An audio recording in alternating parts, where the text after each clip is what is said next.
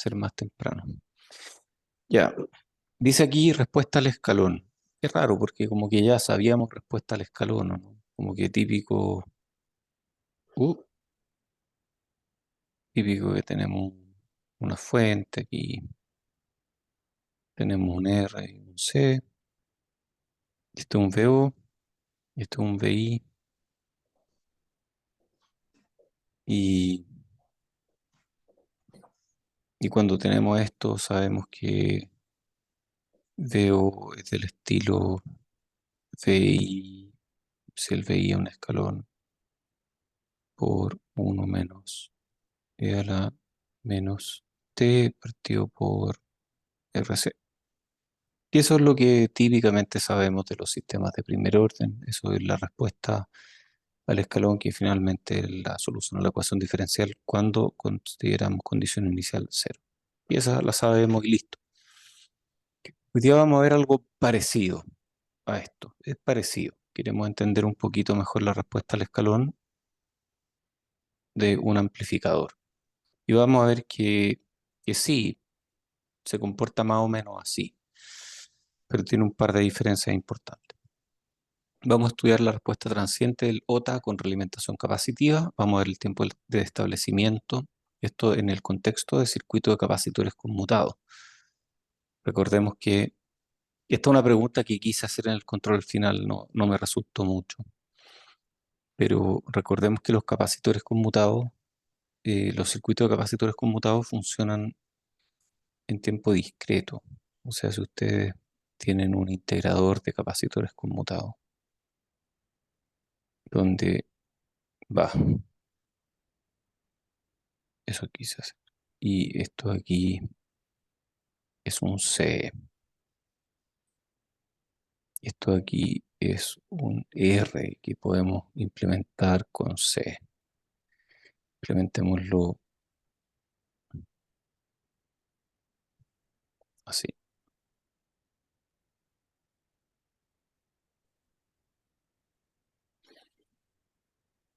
Y aquí le metemos un escalón,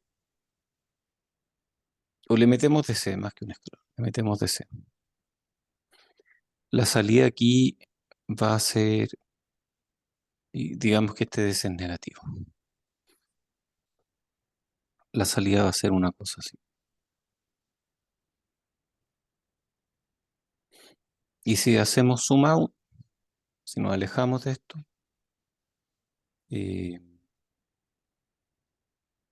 vamos a ver que la salida se ve más o menos así, donde en realidad está subiendo de forma discreta en el tiempo y en escalones. Entonces lo que hoy día queremos entender es cómo cada uno de estos escalones ocurre. Ese es el objetivo de hoy. Cómo cada uno de estos escalones se comporta. Se comporta así, se comporta como una exponencial, se comporta de una forma más complicada, tal vez, primero lineal y después exponencial.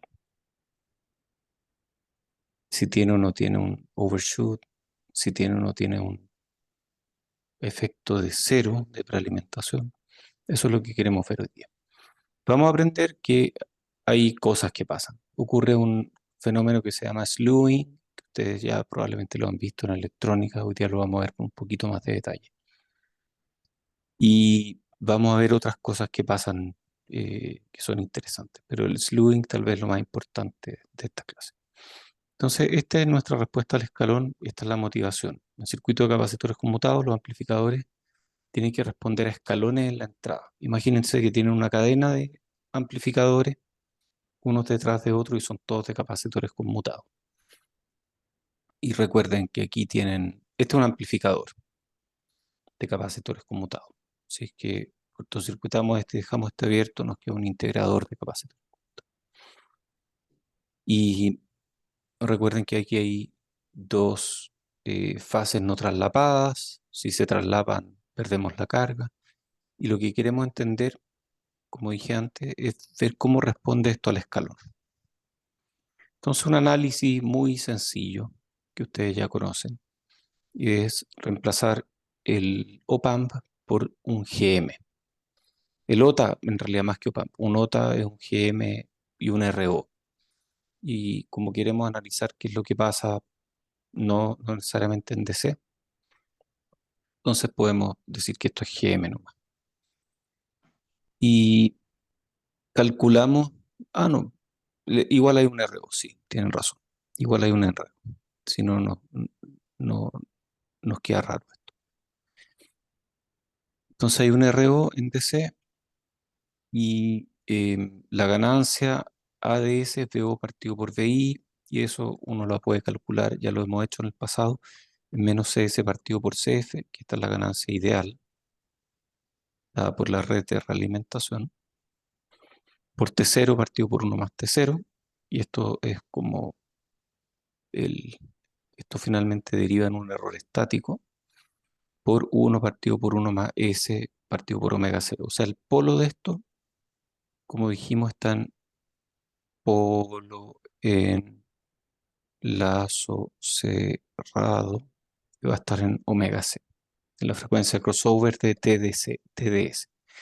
T0 es la ganancia del lazo completo, o sea, si rompemos este lazo, aquí le inyectamos una señal y vemos qué es lo que sale. Vamos a ver que aparece GMRO y luego de aquí a allá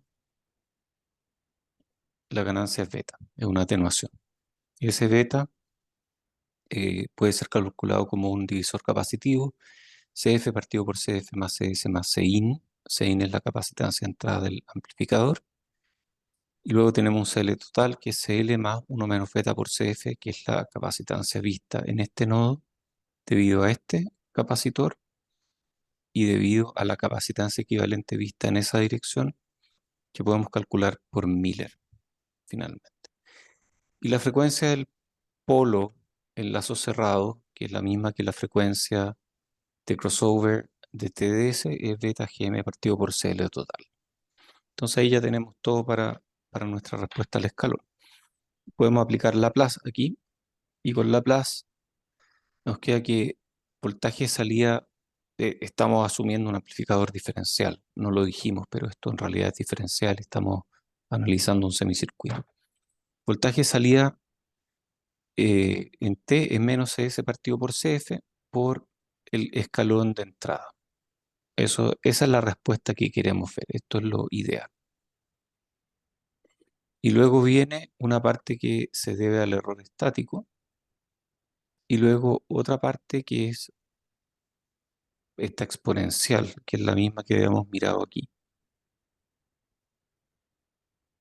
Y esa exponencial produce lo que llamamos error dinámico. Y la constante de tiempo tau es 1 partido por omega c, donde omega c es la frecuencia de crossover. Hasta ahí no hay nada nuevo. Todo esto ya lo hemos visto. Entonces vamos a mirar esto con un poco más de cuidado. Gráficamente esto se ve así. El Vout partido por Vout ideal. Este de aquí es Vout ideal.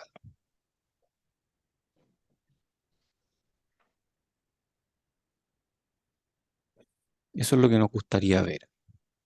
Y si dividimos, nos queda, si pasamos este término dividiendo ya, lo que nos queda finalmente es T0 partido por 1 más T0. Y eso nos da un error estático, que le llamamos epsilon 0. Esto ya lo habíamos visto antes. Y nos da una parte que es error dinámico, que depende del tiempo y que eventualmente tiende a cero, después de hartas constantes de tiempo. Entonces, cuando t vale tau, decimos que pasó una constante de tiempo. Cuando t vale 2 tau, decimos que pasaron dos constantes de tiempo. Cuando t vale 3 tau, pasaron tres constantes de tiempo, y así sucesivamente. Entonces el error dinámico es 1 menos c a la menos el número de constantes de tiempo. Una forma de escribirlo, una forma un poco rara, pero es como una forma normalizada. Estamos normalizando el tiempo a la constante de tiempo. Entonces podemos calcular cuánto vale después de un número constante de tiempo. Y eso, bueno, es relativamente fácil cuando uno conoce el valor de 1 partido por E, que es lo mismo que a la menos 1. Eso es lo que pasa después de una constante de tiempo. ¿Cuánto es e a la menos uno? ¿Alguien se lo sabe o no?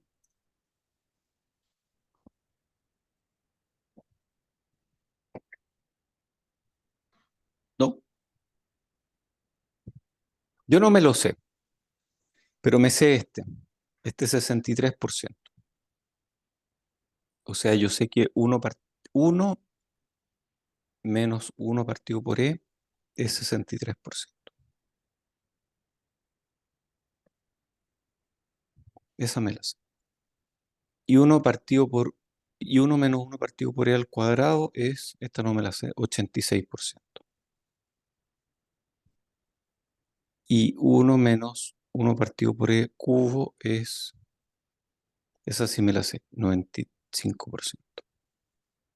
Yo me sé esta, me sé esta, me sé esta y me sé esta. Que son las que yo uso más frecuentemente. Son útiles. Entonces, ¿qué es lo que me dice esto? Esto es una exponencial que tiende a uno menos epsilon cero. A eso tiende mi exponencial. Según una constante de tiempo dada por uno partido por omega c. Y después de un tau, o sea, cuando t vale tau, o sea, esto es 1, esto es un 63%. Y cuando esto vale 3, vale un 95%. Cuando esto vale 5, esto vale un 99%. Y cuando vale 7, vale un 99,9. Es bueno saberse esos números. Algunas consideraciones de diseño. ¿Preguntas de lo anterior?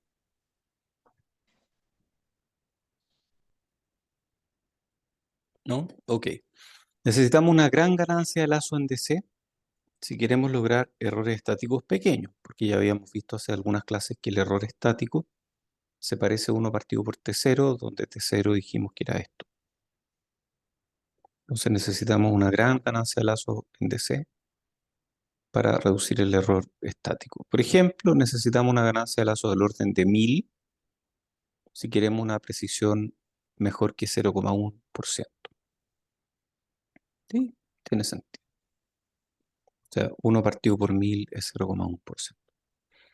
Y necesitamos un tau pequeño para que se establezca rápido. O sea, para que esto sea más rápido necesitamos tau pequeño. Entonces podríamos definir el tiempo de establecimiento de acuerdo al error dinámico que podemos tolerar, como esto. A ver, digamos que podemos tolerar un cierto error dinámico. O sea, en esta misma ecuación que está acá, perdón, en este mismo gráfico que está acá, vamos a suponer, esto es un pequeño truco que vamos a hacer. Vamos a suponer que podemos tolerar este error dinámico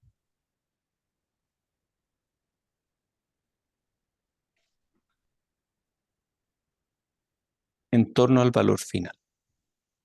Esa es nuestra banda de error tolerable. Y una vez que entramos a esta banda de error, decimos, oh, ya se estableció. Y podemos definir esa banda de error en forma arbitrariamente pequeña. Entonces, si definimos esa banda de error como un E sub D tolerable, entonces una vez que entramos a esa banda de error, ya está establecido. Entonces decimos que está este E sub epsilon D tolerable, que es la banda de error que estamos dispuestos a tolerar. Y podemos calcular o comparar eso con el error dinámico, que es E a la menos E a la, eh, debería haber un menos aquí, TS partido por tau, y finalmente podemos calcular el TS, que es el tiempo que nos toma para establecernos hasta un eh, error dinámico de epsilon D tolerable, como menos 1 partido por omega c por logaritmo natural de ese error dinámico. O sea, si yo digo quiero un error dinámico de, no sé, decir un 1%, pongo un 1% aquí, aplico esta fórmula y esta cuestión me dice cuánto tiempo tengo que dejar pasar para entrar dentro de esa banda de error. Es súper simple, una fórmula muy sencilla. Y esto, claro, tiene aquí la constante de tiempo del amplificador. Esto aquí es la constante de tiempo del amplificador. Entonces, aquí viene la pregunta importante. ¿Cuántas constantes de tiempo necesitamos para llegar a este error tolerable? Si mi error tolerable es un 1%, o sea, si esto de aquí está en torno a un 1% del valor final, entonces voy a ir acá. Voy a ponerme un 1%. Esa es mi banda de error. Entonces, esto de aquí se establece en 4,6 constantes de tiempo. O sea, tengo que dejar pasar 4,6 constantes de tiempo para que mi señal se establezca al 1% del valor final. Y si quiero que se establezca el 0,1% del valor final, tengo que dejar pasar 6,9 constantes de tiempo. Ya vimos que eran 7 constantes de tiempo si queríamos llegar al 99,9, o sea, el 0,1% del error final. Este es más preciso, pero es la misma ecuación al final. Y así sucesivamente. Entonces, lo que vemos aquí es que para pasar de un error dinámico del 1% a un error dinámico de 10 a la menos 6, necesitamos un tiempo un poquito mayor nomás, como 3 veces mayor. No, no es que sufra tanto el tiempo. Esta decae rápidamente y este sube linealmente. Entonces, no es terrible. Esta tabla es útil. Yo uso más esta, porque me acuerdo mejor de estos valores de 1, 63%, 3, 95%, 5, 99%, 7, 99,9%. Ok, ¿cuál es el ancho de banda mínimo? Entonces podemos dar un paso más allá y decir cuál es el ancho de banda mínimo que necesito para establecerme. Entonces recordemos que esto opera en dos fases. Una fase en que establecemos los voltajes y otra fase en que eh, establecemos la salida del amplificador. Hay una fase que es como de reset y otra fase que es en que el OTA funciona. Entonces realmente tenemos medio periodo, no tenemos el periodo completo, porque en medio periodo va a operar esta parte del circuito y esa parte opera rápido y como que no nos importa. Y tenemos el medio periodo en Φ2 y ese medio periodo en Φ2 es donde nos establecemos. O sea, esto está medio exagerado, pero este es todo el tiempo que tenemos para establecer, que es como T medios. Un poquito menos de T medios, porque hay que restarle esos tiempos de no traslate. Pero es más o menos T medios. Entonces, tenemos T medios disponibles. Entonces, haciendo calzar ese número constante de tiempo que vimos antes, en medio periodo, eso nos permite relacionar la frecuencia del reloj con el requerimiento mínimo de ancho de banda. Y si hacemos la ecuación, llegamos a que la frecuencia de crossover partido por la frecuencia del reloj tiene que ser mayor o igual que menos 1 partido por pi por el logaritmo natural del error dinámico tolerable. Dicho de otra forma, mientras más chico el error dinámico que yo puedo tolerar, más grande tiene que ser la razón entre la frecuencia de crossover y la frecuencia del reloj. ¿Y cuánto más grande? Bueno, si el error dinámico que puedo tolerar es un 1%, esto tiene que ser como 1,5. Si el error dinámico que puedo tolerar es 0,1%, o sea, quiero llegar a una precisión mucho mejor, entonces esto tiene que ser 2,2. La frecuencia de crossover partido por la frecuencia del reloj. Tiene que ser como 2,2. y así sucesivamente. Entonces esto nos da una idea, y esta es súper útil para diseñar, de dónde tengo que poner la frecuencia de crossover en comparación con la frecuencia del reloj para que mi circuito se establezca a tiempo. Y este es el mínimo, por supuesto.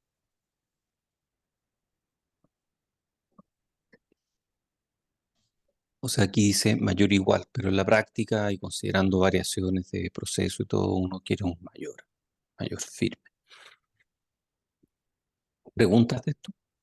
Como que no hay nada nuevo aquí, como que estamos mostrando lo mismo que ya sabemos de otra forma.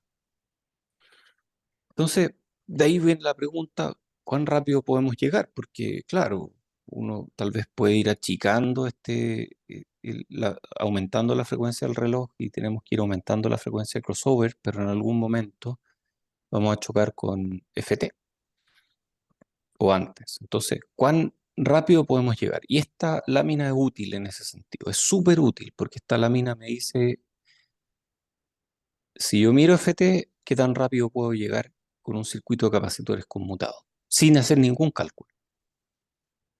¿Cómo eso? FC no puede exceder un tercio de la frecuencia del polo no dominante del amplificador. ¿Por qué?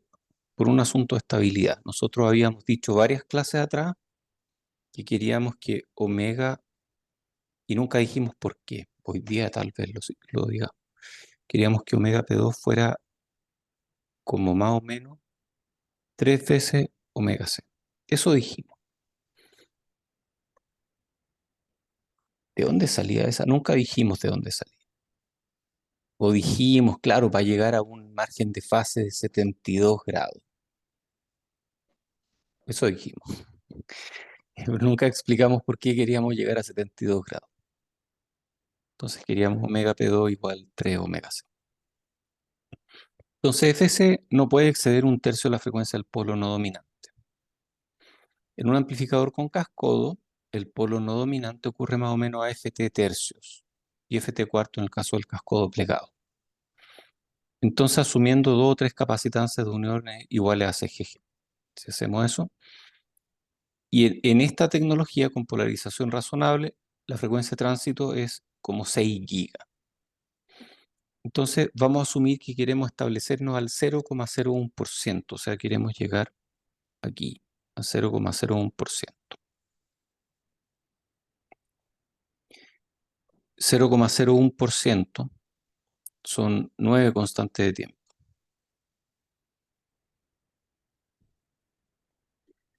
Eh, entonces hacemos los cálculos y llegamos que la frecuencia máxima de reloj es Ft partido por 30. Uh, Nosotros siempre dijimos, mira, FT en realidad no significa mucho, FT es una referencia, FT te dice más o menos a qué frecuencia, en teoría, el amplificador de CS tiene una ganancia de corriente unitaria. Eso es todo, no me dice más que eso.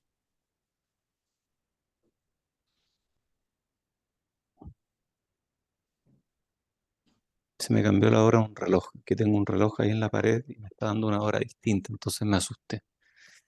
Pensé que se me estaba acabando la hora. Ya, entonces FT habíamos dicho que me dice más o menos hasta donde mi amplificador de CS tiene ganancia corriente unitaria. Sabemos que los modelos de transistores no funcionan bien hasta FT, funcionan bien hasta frecuencias menores. Pero ahora FT me está diciendo otra cosa. Si yo tomo FT y lo divido por 30, esa es la frecuencia máxima a la cual puedo hacer funcionar un circuito de capacitores conmutados usando un OTA basado en cascode. Eso es útil. Y esto tal vez un poquito optimista. En la práctica va a ser Ft partido por 50. Entonces, este es optimista, este es más realista. Vamos a llegar a ft partido por 50. Y claro, hay restricciones en la topología del amplificador. Aquí dijimos que estábamos pensando en NMOS, pero no siempre es posible usar puro NMOS, entonces a veces hay que poner PMOS en camino a la señal, que tienen menor frecuencia de tránsito. Hay restricciones en la disipación de potencia, hay un margen de tiempo. Cuando producimos las fases no traslapadas, hay este margen de tiempo extra que hace que yo no tenga T medio al final, yo tenga un poquito menos de T medio. Entonces, si considero eso, eh, claro, ahí también tengo otra restricción. Y hay otros efectos interesantes, y esos son los efectos que vamos a empezar a mirar en esta clase. Vamos a terminar de mirarlos la próxima clase. Entonces, y esta lámina es súper súper buena. Esto viene de un paper. Este es el paper. Y, y esta lámina es súper buena porque esta lámina nos dice por qué queremos que omega P2 sea 3 veces omega C. Y esto da como efecto que el margen de fase sea 72 grados. Entonces, nosotros sabemos que el OTA opera al final como un sistema de segundo orden. Y como sistema de segundo orden, su salida se establece con algún tipo de ringing.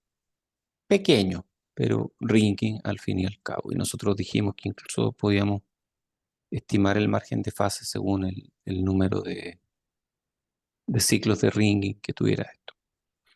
Entonces vamos a definirnos nuestro error estático, en este caso es el error dinámico, perdón. Entonces una vez que entramos a la banda de error dinámico y no volvemos a salir, decimos que esto está establecido. Por ejemplo, si mi error dinámico fuera esto, aquí entré en mi banda de error dinámico, pero ahí volví a salir. Entonces todavía no se establece, no se establece. Ahí entré, pero volví a salir. Oh, no se establece, no se establece. Y aquí entré y de aquí no volví a salir nunca más. Ahí ya me quedé dentro de la banda de error. Entonces yo puedo considerar ese como mi tiempo de establecimiento. Y lo que hizo Yang y otros en TECAS 1990, ¿cómo se lee esto? IEEE es el Instituto de Ingeniero Eléctrico y Electrónico, la asociación profesional más grande del mundo, de la cual algunos de ustedes posiblemente son miembros. ¿Hay pregunta? Se apagó el... Se apagó el proyector. Sí. Sí. Oh, oh. Ya voy a seguir haciendo tiempo entonces. Y TCAS es Transactions on Circuits and Systems. Cuando uno lee CAS, eso significa Circuits and Systems, o circuitos y sistemas, que es una sociedad que se dedica, una sociedad del IEEE que se dedica a algo parecido a lo que hago yo, que es circuitos y sistemas. Hay otra sociedad que es Solid State, que se dedica a puro circuito. Yo hago algo más intermedio. ¿Partió el proyector de nuevo? Mm, súper. Ya, entonces, este paper es de 1990. Y en este paper, Yang y otros llegan a este resultado, que es un resultado súper interesante. Dice lo siguiente: si yo me quiero establecer al 1% de precisión, esta es la curva que tengo que tomar. Esta curva me dice que el margen de fase en grados y el tiempo de establecimiento normalizado se relacionan, como era de esperarse. Oye, ¿a alguien se le ocurre por qué esta curva no es continua y tiene estas como discontinuidades aquí?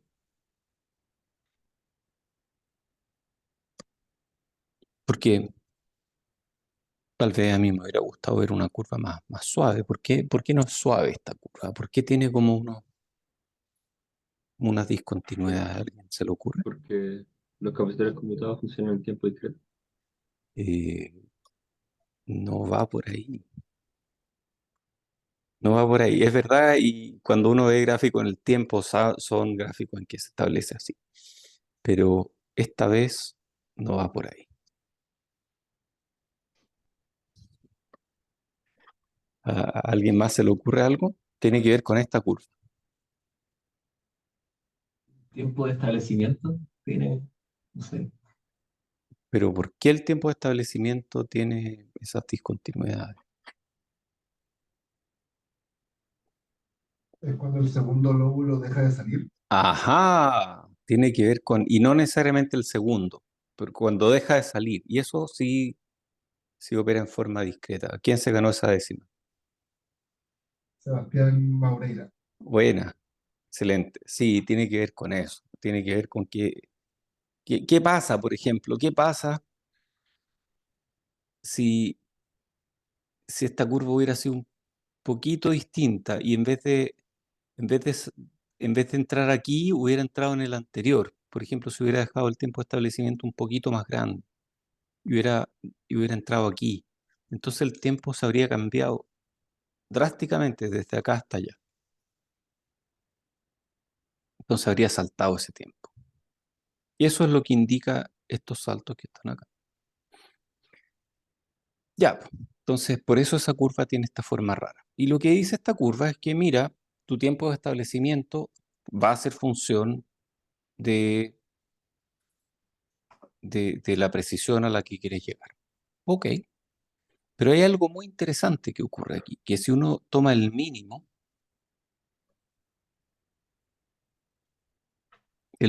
ocurre por ahí.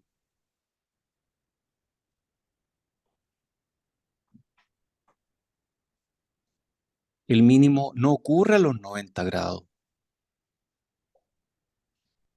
El mínimo no ocurre cuando uno tiene un circuito que es súper, súper estable. Los 90 grados no se comportan así.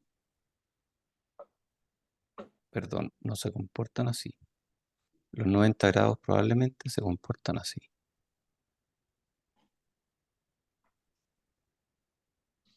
Ah, qué fea la curva. Algo así. Entonces los 90 grados toman más tiempo para establecerse que algo inestable, que algo un pelito más inestable. Oye, y Napo, em, ¿alguien sabe de aviones?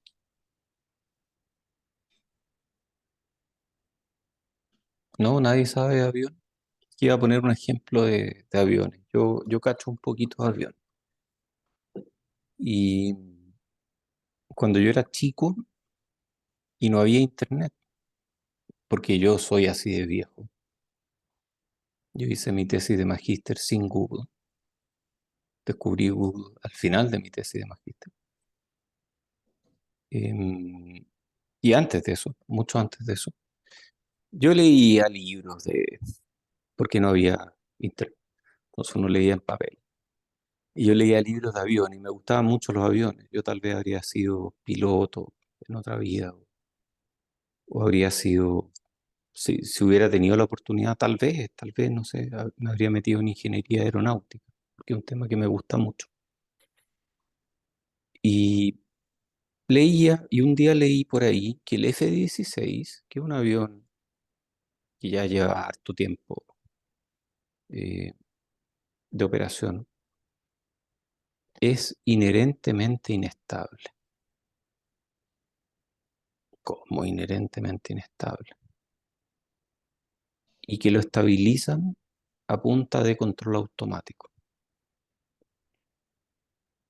¿Cómo inherentemente inestable? Sí, el F-16 fue diseñado, y la estabilidad de los aviones al final no depende tanto de la forma física. La forma física tiene una componente de estabilidad que se manifiesta más bien a velocidades supersónicas.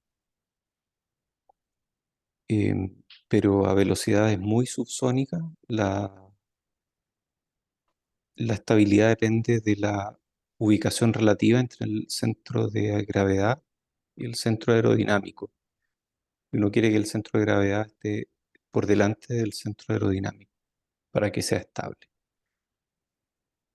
Y uno no siempre puede calcular la posición del centro aerodinámico. Entonces ahí uno lee historias, bueno, yo leo historias de pilotos de prueba en los 50 que tomaban sus aviones, los volaban, no sé, pues, a la velocidad del sonido y tenían que hacer una serie de experimentos. Y uno siempre se imagina quién serán estos pilotos de prueba que harán, porque claro, tienen que, no sé, pues el X-15 salir de la atmósfera, cosas así.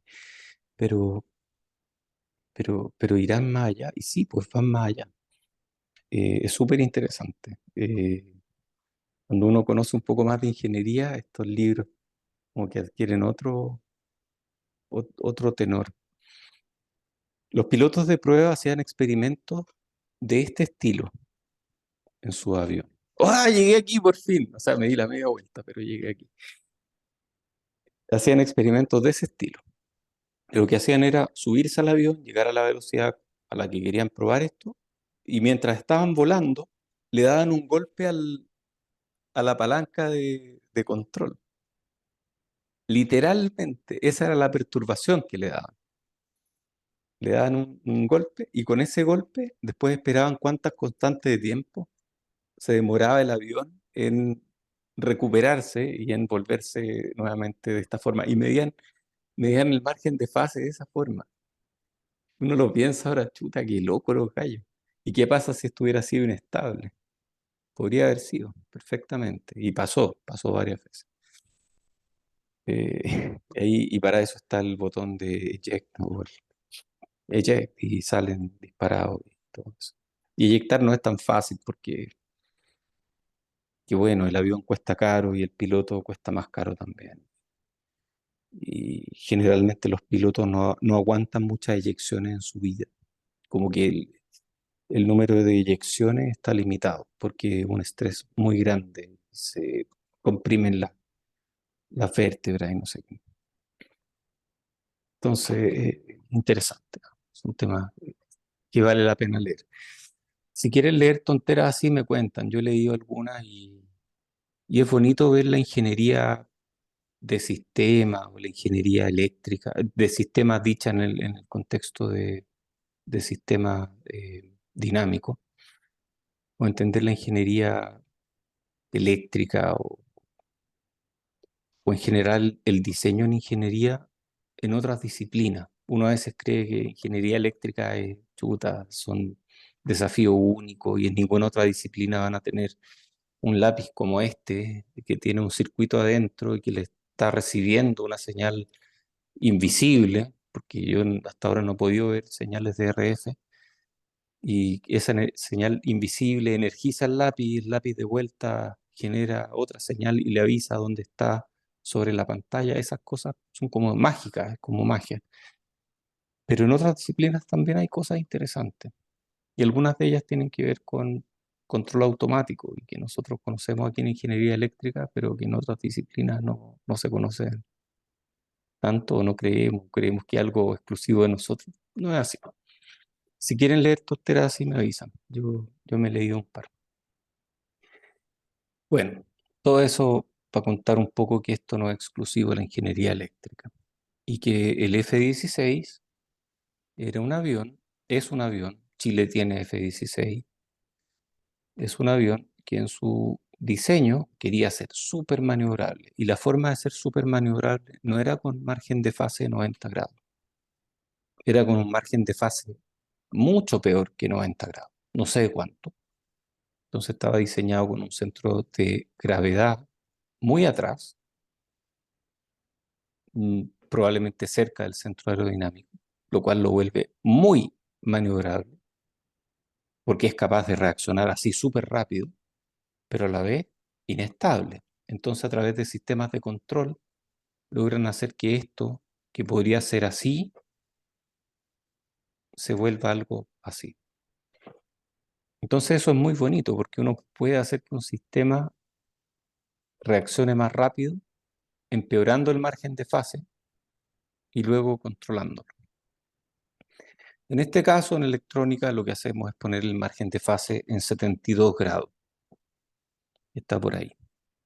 Y 72 grados, por fin tenemos la respuesta, esa respuesta que yo dije que iba a dar algún día. Esa respuesta, sí.